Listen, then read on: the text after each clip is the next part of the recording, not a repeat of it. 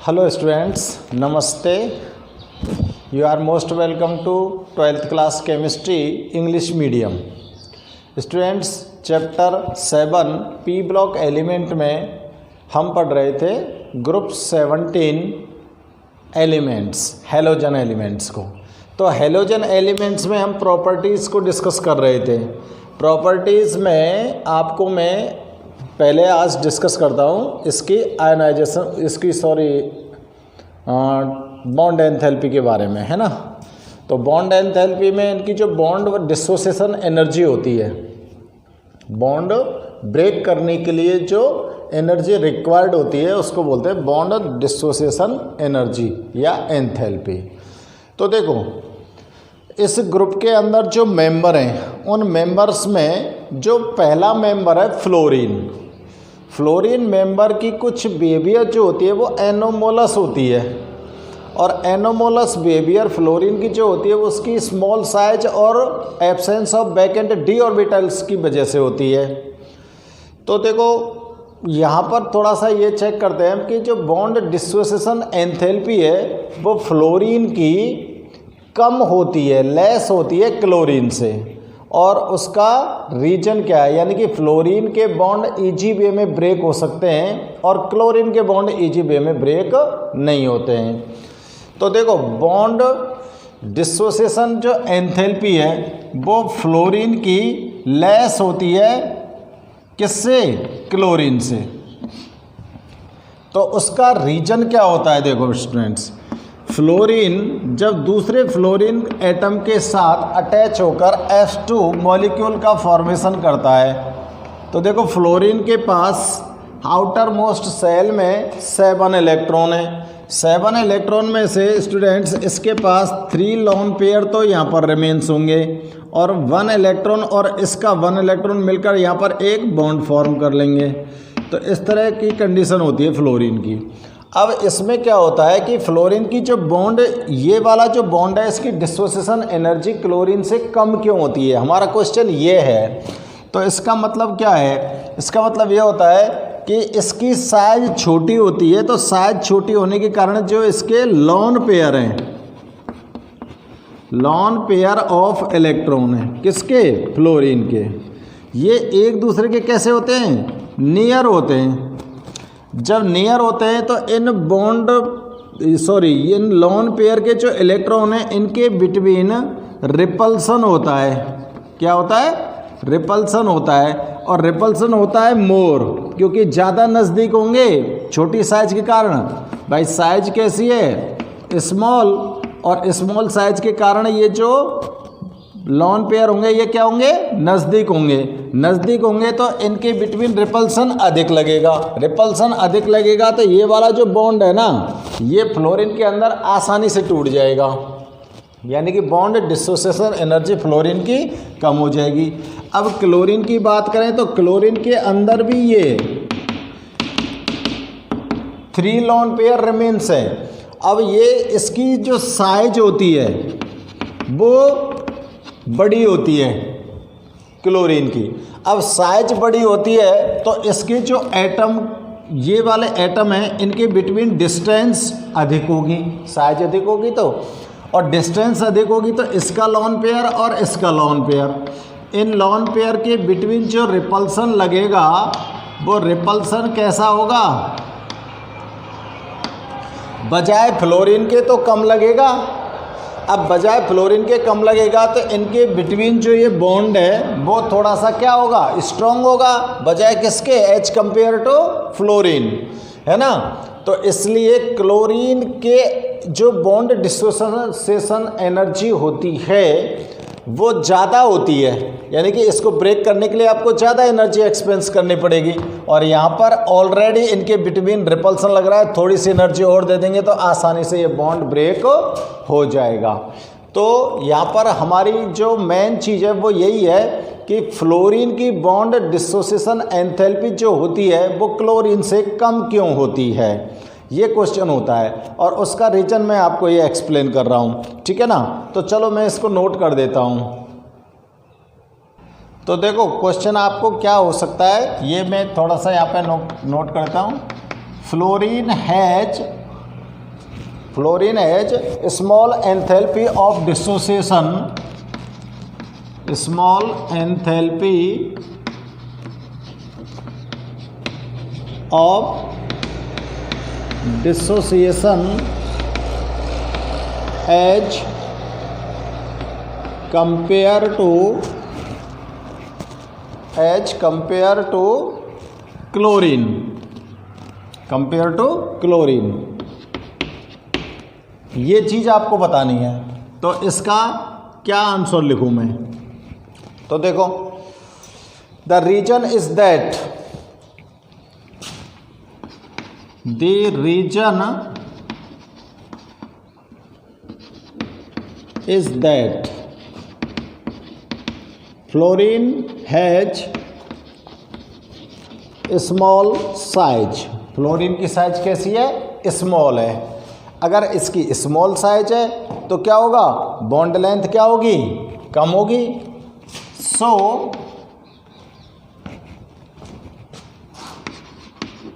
Bond length in F2 is less. Bond length कैसी है? कम है। तो क्या होगा? जो फ्लोरीन के p और इलेक्ट्रॉन है ऑर्बिटल्स के अंदर, p ऑर्बिटल्स के अंदर जो इलेक्ट्रॉन है वो बहुत क्लोज होंगे।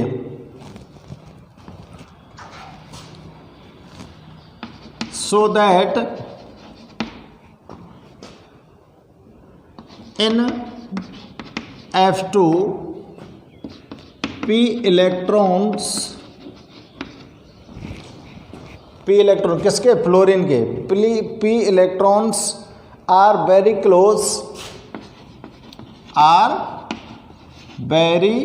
Close to each other. p orbitals के अंदर जो इलेक्ट्रॉन है वो एक दूसरे के ज़्यादा नज़दीक होंगे। Hence strong repulsion force arise among them. Hence strong repulsion force arise among them. तो उनके बीच में जो रिपल्सन फोर्स लगेगा वो ज़्यादा लगेगा। And bond become weaker, and bond become weaker, और बॉन्ड कैसा हो जाएगा? वीक हो जाएगा। अब बॉन्ड वीक हो जाएगा तो आपको रिक्वायर्ड एनर्जी कैसी होगी? कम होगी। Then required bond dissociation energy, then required bond dissociation energy in F bond F। भाई यही तो होगा, F bond F is less, कम होगी बॉन्ड डिसोसिएशन एनर्जी की रिक्वायरमेंट। तो बॉन्ड क्या होगा? Bond will be break easily while in chlorine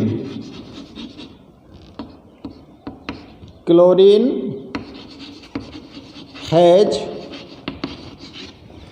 big size, so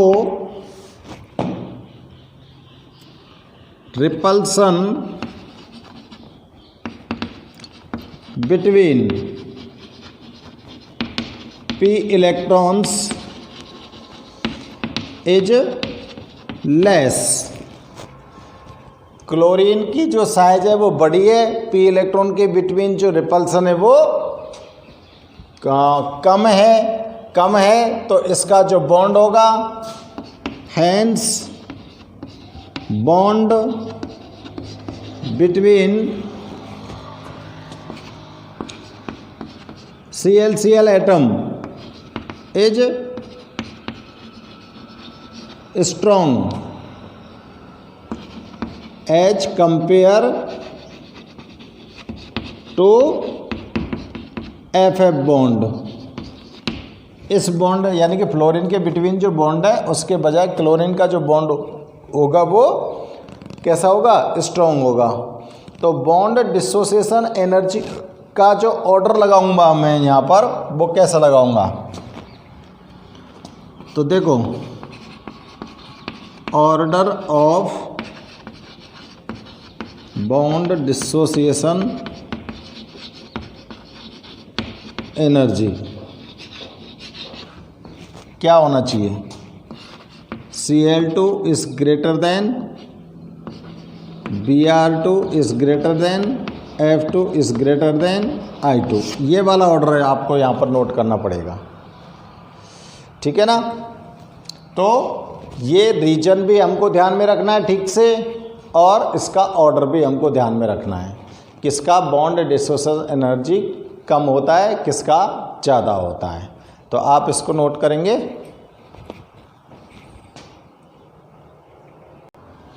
अब देखो नेक्स्ट प्रॉपर्टी इसकी देखते हैं, melting and boiling point. Melting और बॉइलिंग पॉइंट जो होते हैं ग्रुप 17 के एलिमेंट्स के, वो ग्रुप में जब डाउन जाते हो आप तो इंक्रीज़ होते हैं। मेल्टिंग और बॉइलिंग पॉइंट ग्रुप में डाउन जाएंगे तो इंक्रीज़ होंगे। अब यहाँ पर इंक्रीज़ क्यों हो रहे हैं, इस बात को आप ध्यान से समझिए कि जैसे ही आप डाउन द ग्रुप आ रहे हो तो डाउन द ग्रुप आने पर जो बॉन्ड डिसोसिएशन एंथैल्पी है उसकी वैल्यू इंक्रीज़ हो रही है कि नहीं हो रही है।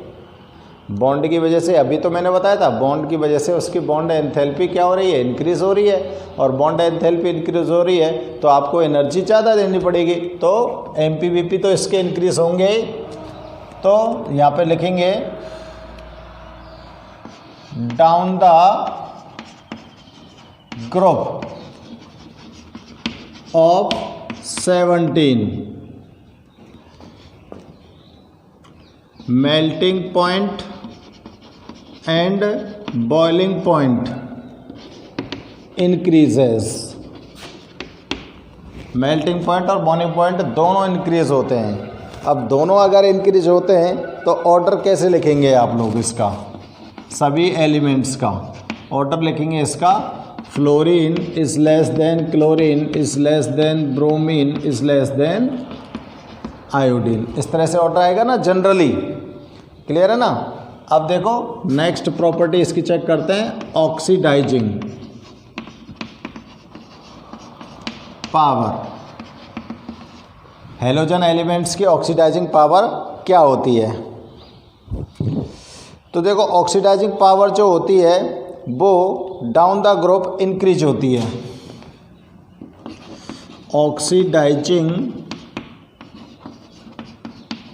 Power of halogen elements, oxidising power of halogen elements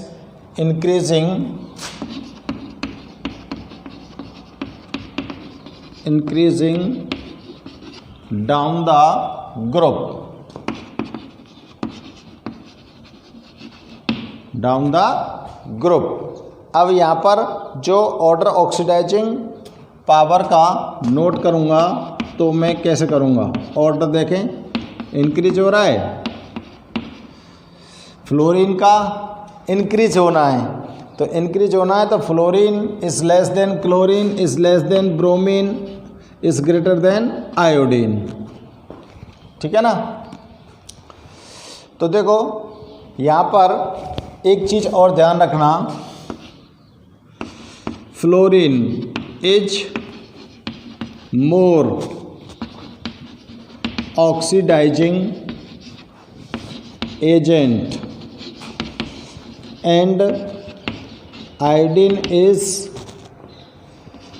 weak agent। यानी कि आयोडीन तो बहुत ही वीक ऑक्सीडाइजिंग एजेंट होता है और फ्लोरीन बहुत ही स्ट्रॉन्ग यानी कि मोर ऑक्सीडाइजिंग एजेंट होता है। और इसका जो रीजन होता है वो क्या होता है कि फ्लोरीन जो होती है, तो देखो रीजन लिखता हूँ, ड्यू टू स्मॉल साइज, किसकी small size, due to small size and more electron affinity and more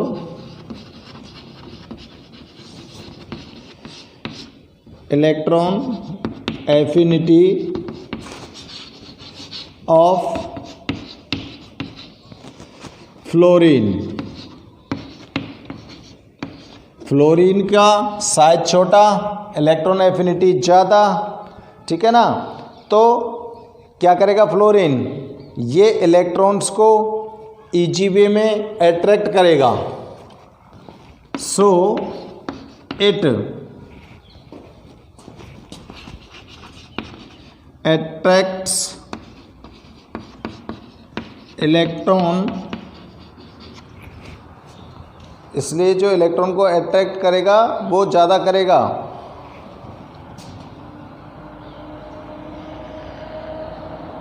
more and reduce easily, और आसानी से रिड्यूस हो जाएगा, ठीक है ना। सो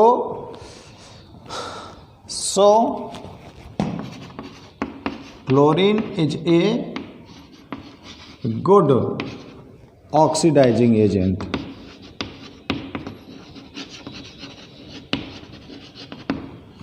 फ्लोरीन जो होता है वो एक अच्छा ऑक्सीडाइजिंग एजेंट क्यों है?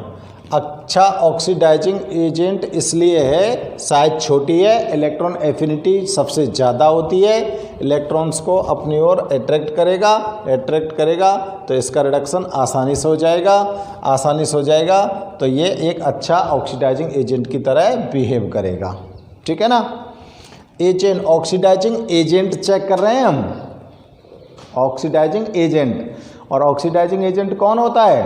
जो दूसरे एटम को ईजी वे में ऑक्सीडाइज कर दे, यानी कि जिसका रिडक्शन होता है वो ऑक्सीडाइजिंग एजेंट होता है।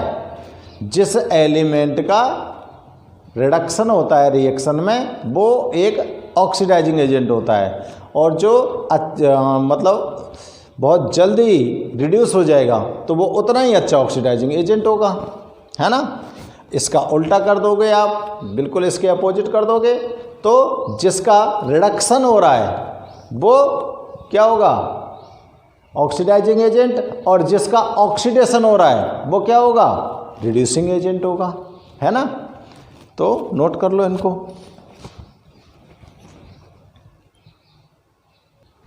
अब देखते हैं इनकी, चेक करते हैं केमिकल प्रॉपर्टीज।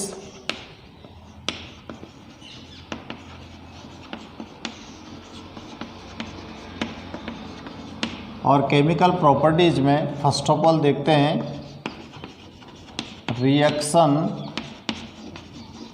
Towards hydrogen.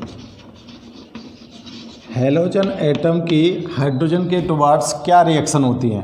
भाई हैलोजन एटम जब हाइड्रोजन के साथ रिएक्ट करेंगे तो क्या बनाएंगे? हाइड्रोजन हैलाइड बनाएंगे। क्या बनाएंगे? Hydrogen halide. और हाइड्रोजन हैलाइड जो ये फॉर्म करेंगे, उन हैलाइड्स की जो स्टेबिलिटी है वो जैसे आप ग्रुप में नीचे की तरफ आएंगे वो डिक्रीज होती जाएगी। और उसका रीजन क्या होगा कि भाई जैसे ग्रुप में आप नीचे जाओगे तो ग्रुप में नीचे जाते समय इनकी साइज इंक्रीज होगी, और साइज इंक्रीज होगी तो स्टूडेंट्स इनकी बॉन्ड डिसोसिएशन एनर्जी भी डिक्रीज होगी। और बॉन्ड डिसोसिएशन एनर्जी डिक्रीज होगी तो वो हैलाइड का और हाइड्रोजन के बिटवीन जो बॉन्ड फॉर्म हुआ है वो आसानी से ब्रेक होता चला जाएगा, और ब्रेक होता चला जाएगा तो इनकी स्टेबिलिटी भी डिक्रीज होती चली जाएगी, है ना। तो नोट करते हैं, they react with hydrogen to give, they react with hydrogen to give hydrogen halide, क्या देंगे? Hydrogen halide. The stability of these halide, the stability of these halide, क्या कर लूँ? डिक्रीज कर दें, decreases down the group, decreases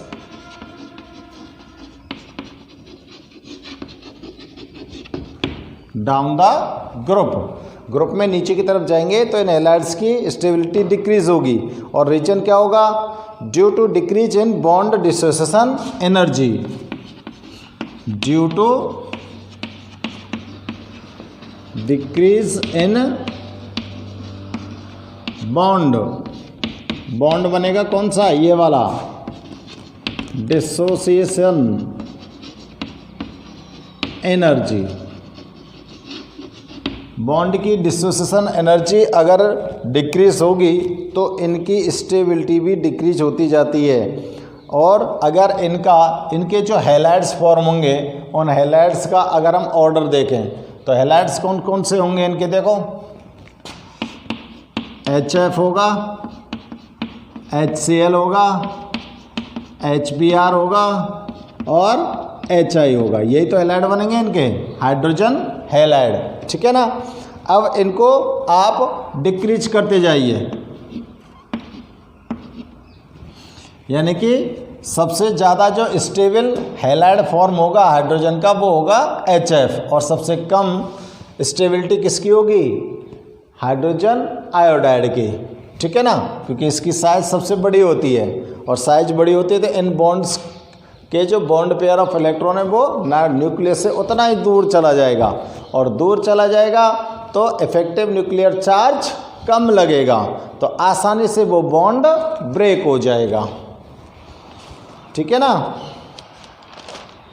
अब देखते हैं नेक्स्ट प्रॉपर्टी इसकी, reactivity towards oxygen. Reactivity towards oxygen, oxygen के साथ ये किस प्रकार से रिएक्ट करते हैं? तो देखो, हैलोजन जो एटम है, हैलोजन एटम ऑक्सीजन के साथ रिएक्ट करके क्या बनाएंगे? हैलोजन के ऑक्साइड्स फॉर्म करेंगे। और हैलोजन के जो ऑक्साइड्स होते हैं, मोस्टली जो ऑक्साइड हैं वो अनस्टेबल हैं। इनके हैलोजन एटम्स के जो ऑक्साइड्स फॉर्म होंगे वो स्टेबल नहीं होते। मोस्टली ऑक्साइड कैसे होते हैं? अनस्टेबल होते हैं। तो इसमें सबसे पहले मैं नोट करूंगा, mostly oxides of halogen, mostly oxides of halogens are unstable, unstable form में होंगे। ठीक है ना? अब देखिए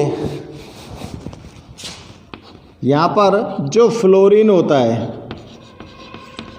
fluorine forms two types of oxide. Fluorine दो प्रकार के ऑक्साइड बनाता है। कौन कौन से बनाता है? एक तो OF2 बनाता है, और एक क्या बनाता है? ये OF2 और O2F2। ये दो प्रकार के हैलाइड्स ऑक्साइड्स फॉर्म करता है। कौन? फ्लोरीन। इन दोनों में से, OF2 में से और O2F2 में से, इन दोनों में से ये नहीं होता है स्टेबल, ये स्टेबल होता है। तो यहाँ लिख दें पीछे, इन विच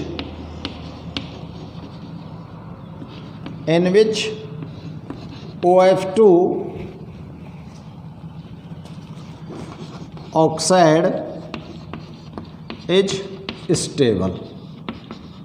तो आप लोगों को ध्यान में रखना है कि फ्लोरीन का कौन सा ऑक्साइड स्टेबल होता है, और इसके अंदर फ्लोरीन की ऑक्सीडेशन नंबर कितनी है?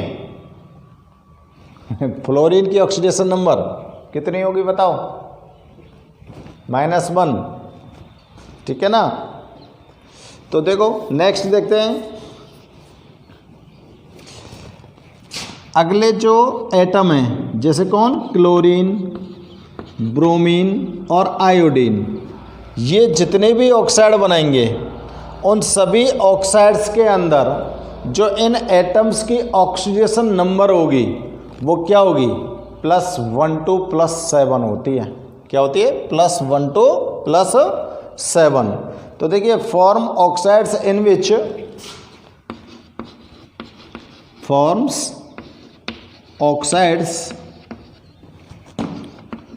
in which oxidation number is +1 to +7, +1 से और +7 तक की ऑक्सीडेशन नंबर वाले जो रेंज होती है या ऑक्सीडेशन स्टेट की जो रेंज होती है वो कितनी होती है, +1 से लेकर +7 तक। किसके ऑक्साइड्स की, क्लोरीन के, ब्रोमीन के और आयोडीन के ऑक्साइड्स की, ठीक है ना। अब देखो क्लोरीन का एक ऑक्साइड होता है, क्लोरीन ऑक्साइड, और क्लोरीन का ऑक्साइड कौन सा है, वो ClO2 इज यूज्ड। इसका जो उपयोग होता है इस क्लोरीन के ऑक्साइड का, is used as bleaching agent, used as bleaching agent. और इसका एक यूज और होता है कहाँ पर, वाटर के ट्रीटमेंट में, यानी कि पॉल्यूटेड वाटर को ठीक करने में इसका यूज़ करते हैं। तो देखो ऑक्साइड की अगर बात करेंगे हम तो मोस्टली ऑक्साइड तो अनस्टेबल है। फ्लोरीन का 1-2 ऑक्साइड बनाता है जिनमें से OF2 स्टेबल है ना। और अगर क्लोरीन, ब्रोमीन और आयोडीन के ऑक्साइड की बात करें तो इनमें ऑक्सीडेशन स्टेट की जो रेंज होगी, ऑक्सीडेशन नंबर या ऑक्सीडेशन स्टेट की जो रेंज होगी वो +1 से लेकर +7 तक होगी। और क्लोरीन का एक ऑक्साइड होता है ClO2, इसका यूज़ करते हो आप लोग ब्लीचिंग एजेंट के रूप में और वाटर के ट्रीटमेंट में, यहाँ पर इनका यूज़ होता है, ठीक है ना। तो नेक्स्ट चेक करते हैं हम, तो ये देख लेंगे आप लोग क्लोरीन का यूज कहाँ पर करोगे आप, ब्लीचिंग एजेंट के रूप में और वाटर के ट्रीटमेंट में, ठीक है ना। आयोडीन का एक ऑक्साइड और होता है, आयोडीन का ऑक्साइड कौन सा होता है, I2O7। ये आयोडीन का ऑक्साइड है और एक बहुत ही अच्छा क्या होता है, ये ऑक्सीडाइजिंग एजेंट होता है, ठीक है ना। तो I2O5 होता है, +5 स्टेट होती है। I2O5 is a good oxidising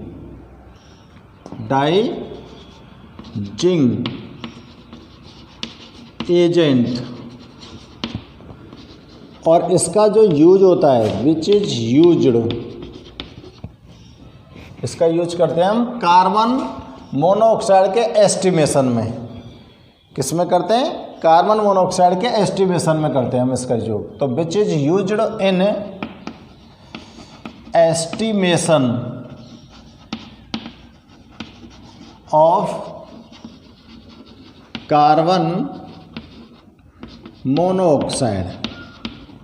तो देखो मेन जो ऑक्साइड्स हैं जिनका जहाँ पर यूज किया जाता है वो ऑक्साइड सब मैंने आपको नोट किए हैं। जैसे क्लोरीन का एक ऑक्साइड है, ब्लीचिंग एजेंट की फॉर्म में काम लेते हैं आप लोग उसको। और आयोडीन का एक ऑक्साइड है जिसको कार्बन मोनोऑक्साइड के एस्टिमेशन में काम लेते हैं। फ्लोरीन का एक ऑक्साइड है OF2 जो स्टेबिलिटी रखता है, जिसका डिफरेंट रिएक्शंस में यूज किया जाता है। तो ये इनके ऑक्साइड्स हैं और ये ऑक्साइड्स आपको ध्यान में रखने हैं, ठीक है ना। तो वैसे तो इनके ऑक्साइड्स क्या नहीं होते, स्टेबल नहीं होते हैं, इसलिए इनके ज़्यादा ऑक्साइड्स के बारे में हम यहाँ डिस्कस नहीं कर रहे हैं। तो देखो एक थर्ड इसका पॉइंट और होता है रिएक्टिविटी टुवर्ड्स मेटल। मेटल के साथ ये किस प्रकार से रिएक्ट करते हैं, तो देखो मेटल के साथ रिएक्ट करके हैलोजन जो एटम है, halogen atom forms metal halide